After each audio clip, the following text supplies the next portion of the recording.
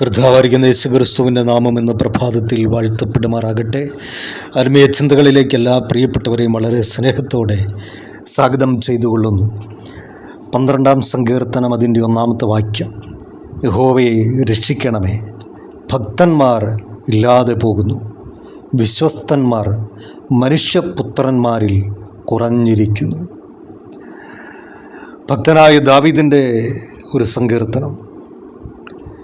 ഈ സങ്കീർത്തനത്തിൻ്റെ തുടക്കം തന്നെ ദാവീദിൻ്റെ ഒരു പ്രാർത്ഥന: യഹോവയെ രക്ഷിക്കണമേ.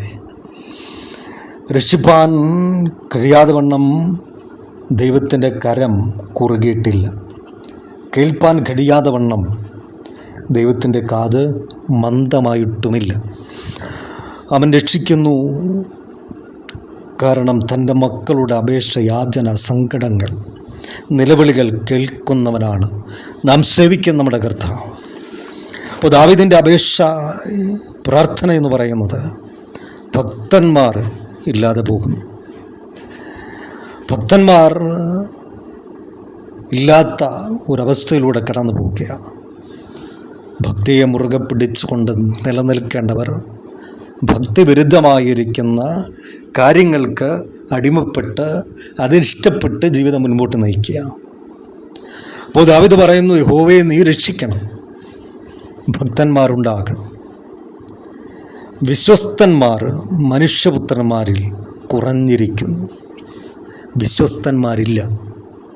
വിശ്വസ്തയോടൊരു കാര്യമേൽപ്പിക്കുവാൻ ആളില്ലാത്ത ഒരവസ്ഥ. അപ്പോൾ ദാവീദ് പ്രാർത്ഥിക്കുന്ന, യഹോവയെ രക്ഷിക്കണം, വിശ്വസ്തന്മാരുണ്ടാകണം.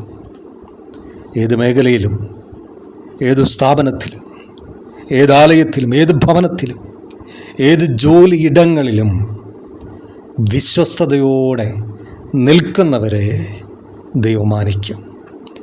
ദാവീദ് പറയുന്നു, അങ്ങനെയുള്ളവരില്ല, കുറഞ്ഞു വരിക. കർത്താവെ നീ രക്ഷിക്കണം. ഇന്നേ ദിവസം ദൈവം നമുക്ക് ദാനമായി തന്നു കർത്താവിലുള്ള ഭക്തിയോടെ ജീവിക്കുവാൻ.